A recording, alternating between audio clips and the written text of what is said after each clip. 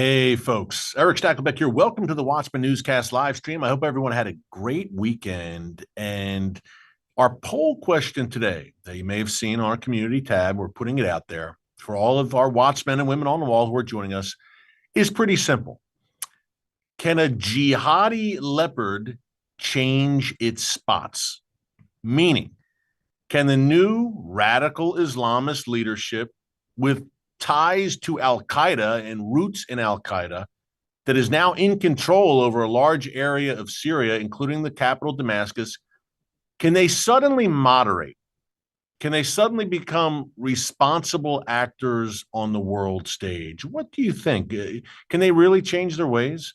Again, the head of the kind of mishmash of radical Islamist so-called rebel groups that have come together and taken control in Syria over the past month. Nearly a month ago, it was December 7th, when they seized Damascus. Bashar al-Assad fled to Moscow to live in exile.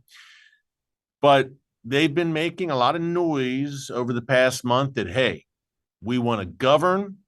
We want to have good relations with our neighbors. We're not interested in any further conflict. We just want to get Syria under control. We're concerned with the Syrian people. And we've seen a procession of Western leaders coming, not leaders per se, but now diplomats, I should say, officials from Western countries coming to Damascus to meet with the leadership, and Arab countries as well. The UAE, Qatar, they're going as well and paying homage to the new Islamist jihadi leadership in Syria. So what do you think? How's this going to go, folks? To me, I have Ronald Reagan used to say in dealing with the Soviets, trust but verify. In dealing with radical Islamists who claim to be reformed, I say don't trust them and still verify. That's a little spin on the Reagan take with the Soviets. And I think that's the posture that the West and certainly Israel have to have. Now, we've got an exclusive report from the Israel-Syria border in just a minute. Our good friend Yair Pinto joins us. You probably know Yair. He's got over 1 million subscribers here on YouTube. He is our TBN Israel correspondent, a dear friend. And Yair joins me for a great interview from that Israel-Syria border, folks. And look, Israel has created a buffer zone on the Syrian side of that border in the shadow of mighty Mount Hermon right there on the other side of the Golan Heights. And it's a buffer zone that extends within 20 miles of Damascus. And Israel has done that precisely because you could say they've answered the poll question that I put out today for all of our viewers. And they have decided that no, this jihadi leadership, this new jihadi leadership in Syria is not going to change its spots and have a sudden change of heart. And they right now are concealing their true intentions as they get settled in there in Syria and they entertain Western diplomats and Arab diplomats because they want money and financial assistance. But remember, the main benefactor of this new regime in Syria and the main power player there is Turkey, run by a Muslim Brotherhood-style Islamist, Recep Tayyip Erdogan. Keep that in mind as I break down real quick before we go to Yair. I just want to lay out this real quick to kind of give you background in the state of play before we go right to the border. From the Times of Israel, just reading this straight off my phone, as European and Arab leaders rush, sadly, to meet Syria's new leader, Israel calls for caution, wisely. Ahmed al-Shara, he's now going by his real name, Ahmed al-Shara, rather than his jihadi name, Mohammed al-Golani. All of a sudden, he's changing his name. He's wearing suits and ties. It's a real makeover all of a sudden in the past 4 weeks. He's hoping to convince the world that he's left his jihadist past behind, but Israeli Foreign Minister Gideon Sa'ar and other senior officials are not persuaded. As Syria's new government strives to gain international legitimacy after overthrowing the Bashar al-Assad regime, Western countries seem open to giving a chance to the government led by Ahmed al-Shara, Mohammed al-Golani, head of the Islamist Hayat Tahrir al-Sham group, also known as HTS for short.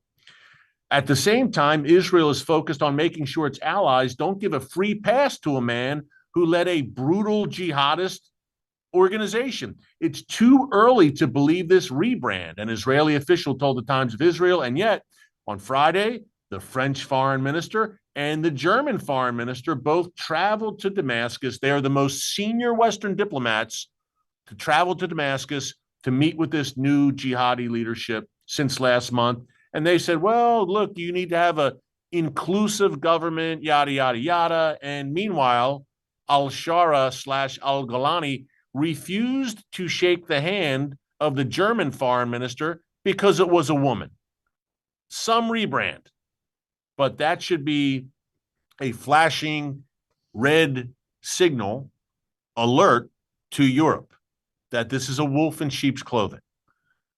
But you're going to see, because look, you're going to see the continued procession, folks, I think, of Western diplomats, because at the end of the day, Western Europe, I'm talking in particular, and the likes of, say, a Justin Trudeau, who stepped down today, bye-bye, those progressive, secular, leftist types are very much in the interest of appeasement and wishing things.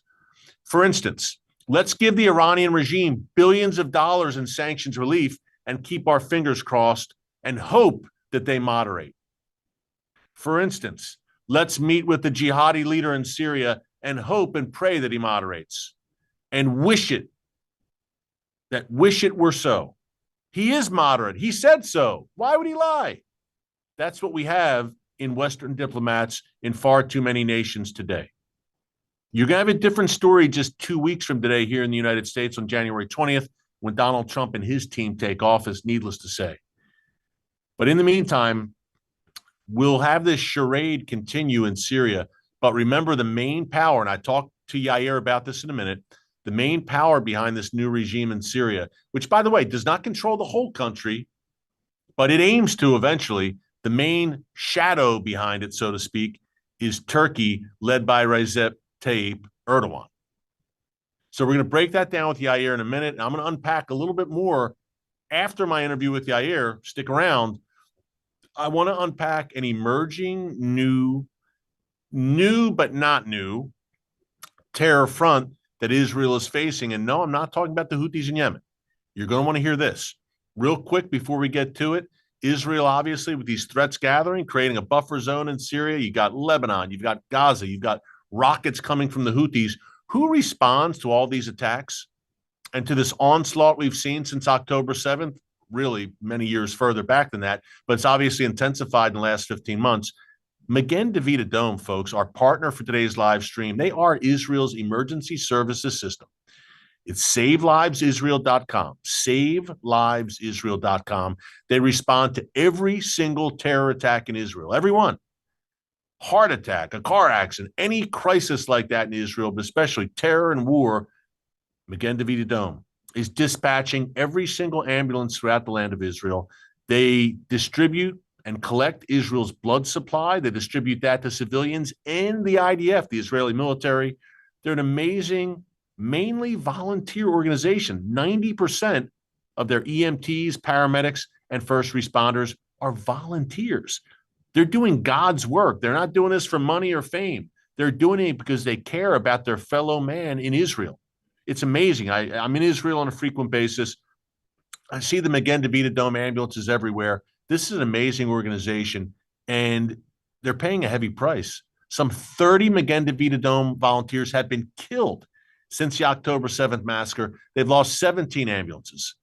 It's SaveLivesIsrael.com to support this incredible, worthy organization. Hey, number one, you're fulfilling the biblical mandate to bless Israel laid out in Genesis 12:3. People ask me all the time, Eric, what can I do? Magen David Adom is a great place to start. Hey, every dollar matters. They need more ambulances, more bandages, more medical supplies. This is Israel's time of greatest need. And Magen David Adom is on the front lines. You want to help?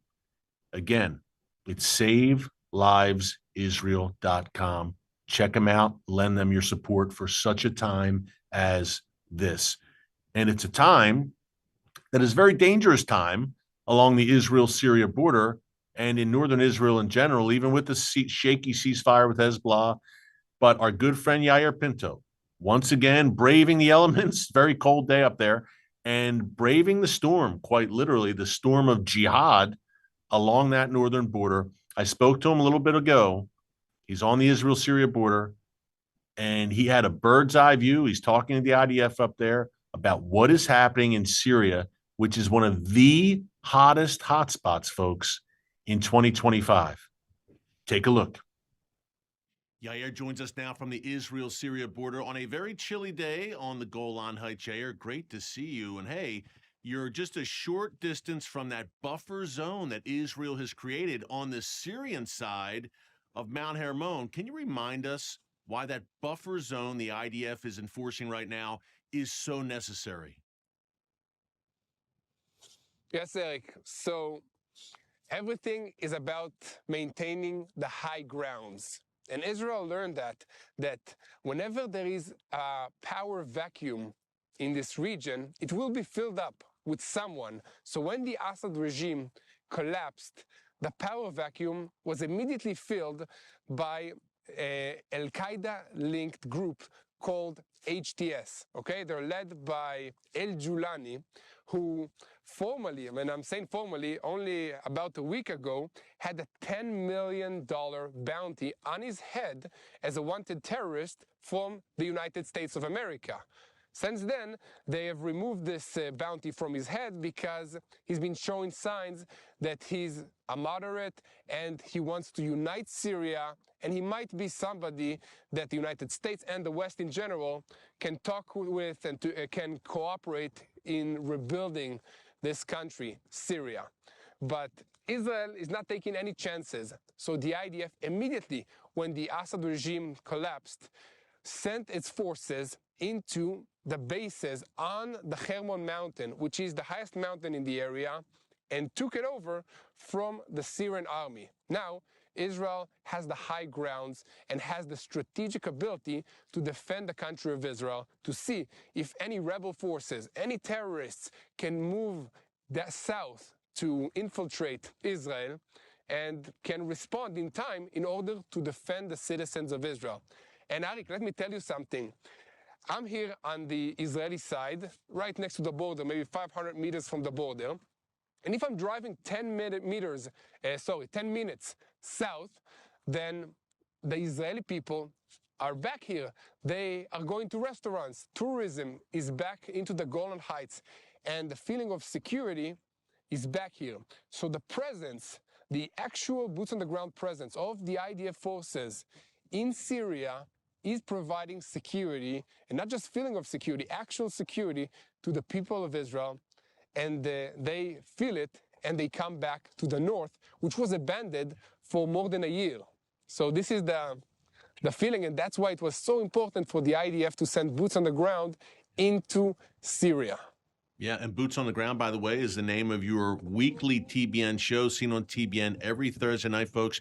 Check out Yair on Boots on the Ground on TBN with great reporting like you're seeing right now from the Israel-Syria border. By the way, Mount Hermon is behind you, but we can't see it because of the dense fog today. Mighty Mount Hermon. Hey, Israel very wisely, Yair, as you just laid out, created this buffer zone as a buffer against potential jihadi attacks from this new Syrian government, but also as part of those preemptive actions, Israel has basically destroyed Syria's military arsenal, its navy, its air force, chemical weapon stockpiles.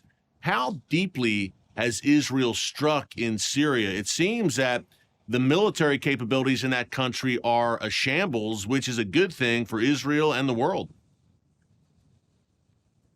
Yes, I don't know if you remember, I'm sure you do, but only a few years ago, Syria had chemical weapons, and they had an army with tanks, with helicopters, with airplanes.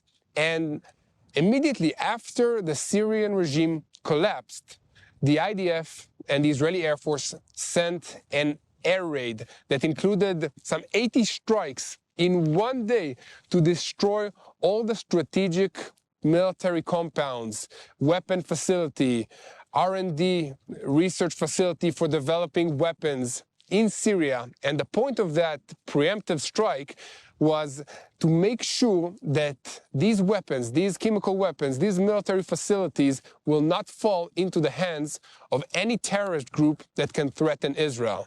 I mean, this threat is real because we've already been seeing videos and reports from these extreme radical Muslims in Syria, these groups that declared that they're coming to march against Jerusalem. Okay, so it's always connected to the spiritual battle, Erick. It's always connected to the fight for Jerusalem, to the fight on the spiritual realm. We always need to remember that. And that's why it's so important, I mean, to understand the situation of what's happening on the ground, and then to pray for the situation and to ask God to help us in defeating this spiritual battle. Amen. I think of Zechariah 12, which says Jerusalem will become like a cup of trembling, a burdensome stone in the days to come. Everyone covets Jerusalem, including Yair, as you said, those jihadi forces who are now in control in Syria. Okay, we've got two sides of the same coin, I guess you would say. You've got the Sunni jihadis led by HTS, which are ascendant in Syria right now. But what about Iran? Iran, look, was the power broker in Syria. Yair, has the Iranian regime been completely pushed out of Syria now? What's the latest there? And are they trying to get their claws back in that country? It was so crucial to Iran's overall strategy. So the Iranian regime, and especially the Islamic Revolutionary Guards Corps, which are the Iranian arm to destabilize this region, was heavily invested in Syria. But in a series of steps, Israel was able to almost completely destroy their operational ability in Syria. So it started with aerial strikes against their weapons convoys shipments into Syria and into Hezbollah. It advanced with destroying Hezbollah in Lebanon. And then just recently it was revealed that the IDF had an underground special commando operation inside Syria against weapons facilities and rocket manufacturing factories in Syria that was led and operated by Iranian agents. This operation was carried out on the ground with commando units from Israel. So this is like something from the movies, and it was only cleared for publication recently. So special IDF forces traveled into Syria on helicopters and other methods, were able to infiltrate these locations and destroy them from within. This means that we had intelligence, we had the ability to go inside, and we had the ability to destroy these facilities and come back with all of our forces alive and complete this mission.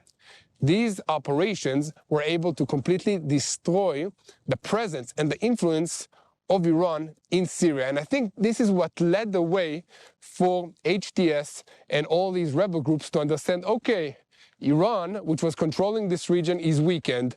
Russia is also withdrawing and moving its forces out. And the Assad regime has been weak for a long time. This is our time to strike and to take control of this country. And this is what happened. And at the same time, the IDF was aware of the situation and was ready to move in to take control of the demilitarized zone and the Hermon Mountain, which is super strategic in this area.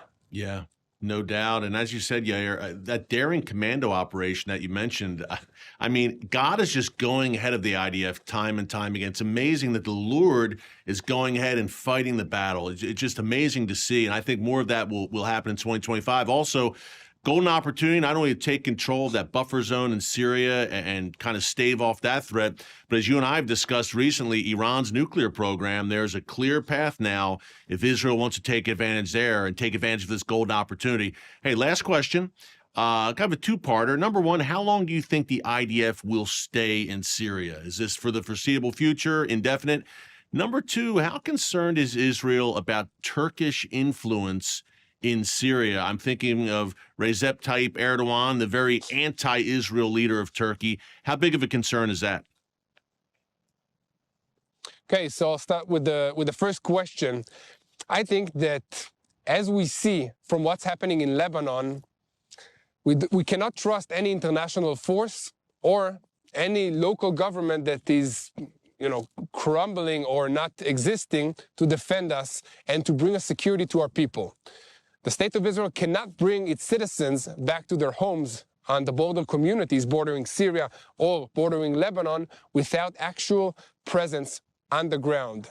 No, it's not a popular thing to say, but in my opinion, it will be a few years since the IDF will withdraw and move back into the former borders of Israel, because there is no alternative and no guarantees that anyone will protect our borders, the borders of Israel, except for us.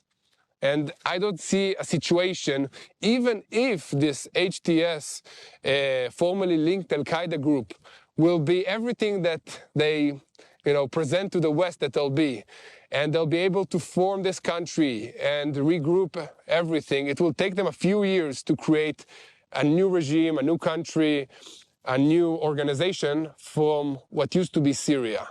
So I don't see this happening anytime soon. And I think that Israel learned that in this region, you must have the strategic and the high grounds. So even if the IDF will go back into the former Israeli borders, we will still maintain the strategic locations, which are the Hermon Mountain and parts of the demilitarized zone.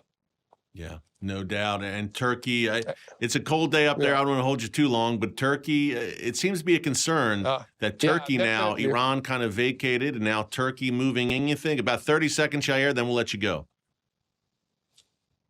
No, it's all good. Yeah, Turkey, definitely. So Turkey and Recep Tayyip Erdogan has been very vocal against Israel. And Israel learned that when a leader of a totalitarian country is calling against you and is vocal against you, and when they are stressing and telling you clearly that their goal is to become another empire of this region, you should take them seriously. And they're not just talking, that's what they are doing. They are moving forces into Syria on the border. They are funding militias to battle the Kurdish forces in the northern part of Syria. And we need to be ready for that as well. Yeah, no doubt. And this is a NATO member nation, of course, the second largest military in NATO behind only the United States. Yair, we're so glad we have you there keeping an eye on all of this. Stay safe, my friend. Hey, the TBN Israel channel, you passed 1 million subscribers in 2024, folks. It's at TBN Israel, also Boots on the Ground on TBN every Thursday night, 9:30 p.m. Eastern Time. Go get warm, my friend. Stay safe. God bless Yair. Thanks again, and we will see you again soon.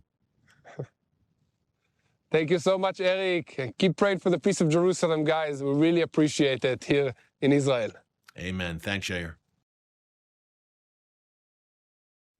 Great stuff there, as always, from our good friend Yair Pinto, TBN Israel correspondent. Number one, the TBN Israel channel here on YouTube, folks. Be sure to subscribe. They had a great year in 2024. Like us, they passed 1 million subscribers. Yair and Mati Shoshani are doing incredible work. And also, you can catch him on TBN every Thursday night at 9:30 p.m. Eastern Time. Boots on the Ground, his brand new show from On the Ground in Israel. Great insights all around from Yair. And I think one of the big insights is, look, the Iranian Ring of Fire is collapsing before our very eyes. And Syria was perhaps the most crucial ring on that Ring of Fire. Gaza, Lebanon, Syria, Iraq, Yemen. And then you have, and I mentioned this before the interview with Yair, I told you I'd mention it, the West Bank. The world calls it the West Bank, I should say. Here on the Watchman Newscast live stream, we call it Judea and Samaria, because that's what the Bible calls it. It is the biblical heartland. And if it's good enough for the word of God and God Almighty, it's more than good enough for us. Judea and Samaria is a place where Iran now wants to sink its claws. And today, in northern Samaria, 2 elderly women and an off-duty police officer, were killed, and at least 8 other Israelis were wounded when Palestinian terrorists opened fire on vehicles. This is just the latest in a long-running, decades really, campaign in Judea and Samaria. Nablus and Jenin, in particular, in Samaria, northern Samaria, we've talked about this before in the live stream, have been terror hubs. And Hamas and Palestinian Islamic Jihad, look, they've been smashed in Gaza. Still, look, 2 Israeli soldiers died in Gaza today, by the way. So they're still fighting there. Hamas hasn't just disappeared. They're in their death throes in many ways in Gaza, but they're still a ragtag guerrilla bunch capable of doing damage. But it seems that they're redirecting a lot of their energy now, which means by extension, the head of the snake, Iran, is redirecting its energy to Judea and Samaria and trying to open a new front there. Iran wants to have that Palestinian battering ram. They want to use the regime in Iran, the Palestinians against Israel, and be able to call on Palestinian jihadis whenever they want. Well, they can't do that in Gaza anymore. So they want to duplicate what they established in Gaza, in Judea and Samaria, the West Bank. Going to be a lot trickier for them there because at least 200,000, I believe, 250, perhaps even more Israelis live in Judea and Samaria. So nonetheless, Iran wants to turn that into an Iranian terror hub in a new ring on that quickly dissolving ring of fire, which is, I think, on the road to becoming a smoldering heap of ruin.